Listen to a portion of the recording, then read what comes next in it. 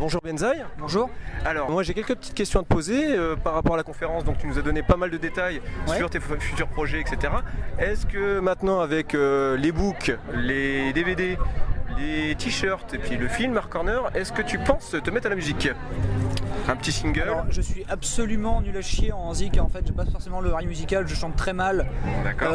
D'ailleurs, je conseille à tout le monde de chercher Benzaï Drunk et Alice Cooper, de taper ces trois mots dans la barre de recherche YouTube.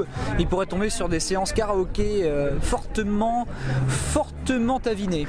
Sachant que Ganesh 2 te fait quand même a fait un rap battle sur l'un des derniers Art Corner qui était vraiment pas mal. Ouais, non mais moi justement le truc c'est que Ganesh lui a une vraie formation sur la voix, il est vraiment très fort et c'est vraiment le premier à faire de la vraie chanson, à vraiment maîtriser son organe, alors que moi c'est absolument pas le cas et je me sentirais pas de faire de la musique. Je peux faire comme Tony Parker, je peux pas confondre avoir du succès dans un domaine et pouvoir faire absolument n'importe quoi. D'accord. Deuxième question qui a été posée, alors là à la Wasabi, si tu connais un peu la Wasabi, ouais. Qui a été posée aux joueurs du grenier, à l'équipe joueurs du grenier. Est-ce que tu as eu toi ton cas, comme tu habites dans une grande ville qui est juste à côté, en Poitou-Charentes, oui.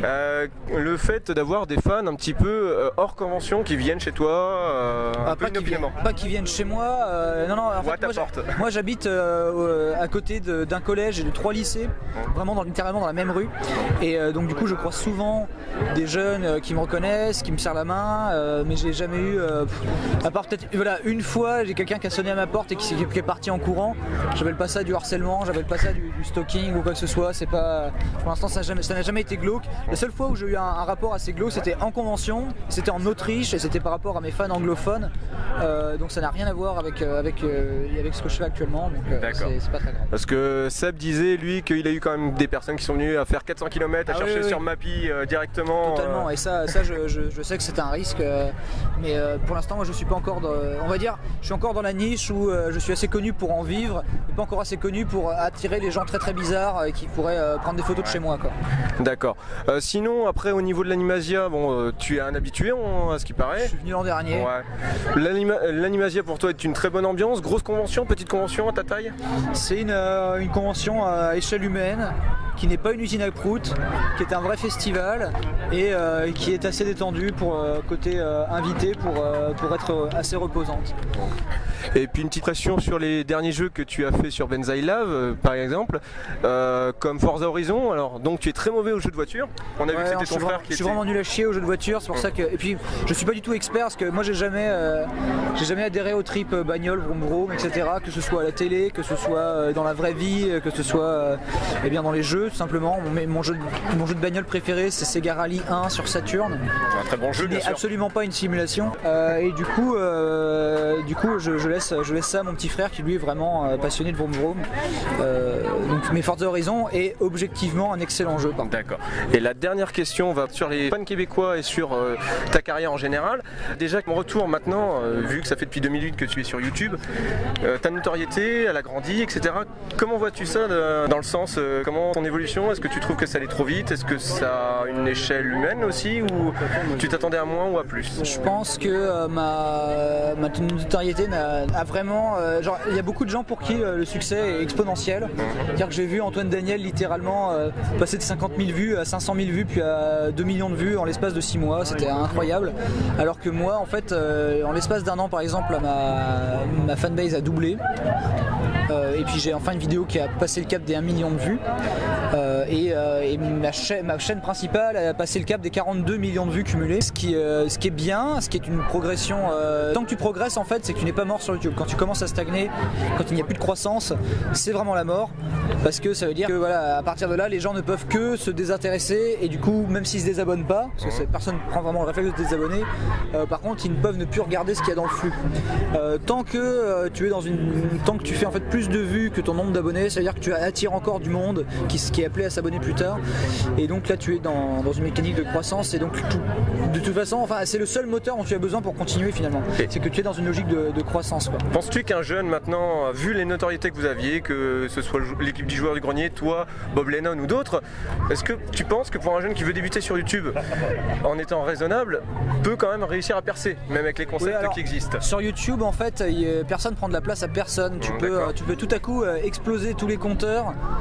Enfin je sais pas, moi j'ai découvert je sais plus qui, un môme qui fait du Altis Life, il stream Altis Life qui est un mode de Arma 3 et il débarque de nulle part, j'ai jamais entendu parler de lui et je vois 150 000 abonnés, 200 000 personnes qui le regardent jouer à Altis Life. Il a acheté un Oculus Rift, sa vidéo elle a presque 1 million de vues. Il débarque de nulle part, c'est pas Cyprien Gaming, il est pas pote avec Bob Lennon spécialement ou quoi que ce soit et pourtant il a fait sa niche. Ça veut dire que finalement dès qu'on pensera que c'est mort, il y aura forcément un petit jeune pour débarquer et puis péter les compteurs et surprendre tout le monde. Donc je pense que de toute façon sur YouTube personne ne mange le pain de personne. Donc il y a sa place pour tous. Donc du coup il y a vraiment la place pour tout le monde et c'est pas parce que voilà c'est impressionnant le score que peuvent faire d'autres gens que c'est inaccessible pour le commun des mortels. Antoine Daniel il a commencé avec une webcam dans la chambre de ses parents, dans une chambre chez ses parents et pourtant ça l'a pas empêché de tout exploser sur un concept qui existait pourtant déjà à côté et du coup maintenant tu vois c'est un des meilleurs exemples, c'est que Antoine Daniel et Salut les Geeks sont de par l'ADN de leurs émissions en fait en concurrence directe et pourtant c'est des gens qui s'entraident, qui viennent aux conventions ensemble etc, qui font des crossovers, qui font des clins d'œil entre eux et qui ont trouvé chacun leur public dont une partie est commune et tout ça là se passe absolument dans la bonne humeur. Donc je pense que il n'y a pas de part de marché, il n'y a pas de part de cerveau disponible encore parce que l'audience n'est pas calculée comme ça et fort heureusement. Sachant que Salut les Geeks lui part sur une tournure un peu plus scénarisée, donc le review de vidéo est toujours son cœur de cible. Donc il y aura vraiment deux opposés. Et dernière petite question, t'as vu dans Collectionner c'est sérieux de la chaîne, voilà, petit clin d'œil quand même à tes premières amours, parce que quand même américain, canadien, on sait que t'es allé à Gatineau cette année ou il y a 2 ans. Je vais à Gatineau en janvier le prochain. En janvier 2015, tout à fait. Donc on a vu ta magnifique édition limitée de Mister Splash. Voilà, tout à fait. Édité par Florent Gorge personnellement, qui est ici sur Animasia. Voilà, qui produit aussi tes DVD directement. Qui va produire le coffret DVD Hard Corner. Voilà, c'est le coffret des émissions. Voilà. Le film DVD du film là est produit autoproduit par moi-même. D'accord. Que j'ai réussi à avoir un petit peu quelques mots de guise qui me disaient qu'il va y avoir du très très lourd dans Collectionner c'est sérieux, du genre une cartouche Championships. Voilà. Ah ouais. Donc est-ce que tu penses au niveau du Hard Corner de les faire intervenir peut-être comme ça en vidéo interposée comme ils ont fait avec toi là cette dernière émission? C'est compliqué avec Hard Corner.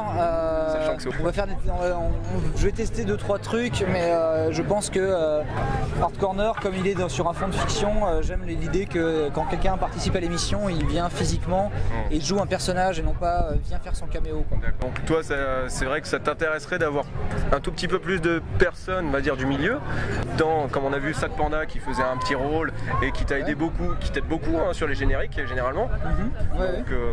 Mais il a composé un générique il y a 5 ans. Oui, il y a 5 ans. Et je l'utilise le même depuis. Donc, mais par contre, ça reste un ami qui m'a donné plus d'un coup. Voilà. Oui. Bon, je te remercie. Écoute, c'est moi. Vous pouvez suivre cette interview sur la chaîne de l'Homme en Kilt et je vous dis à bientôt.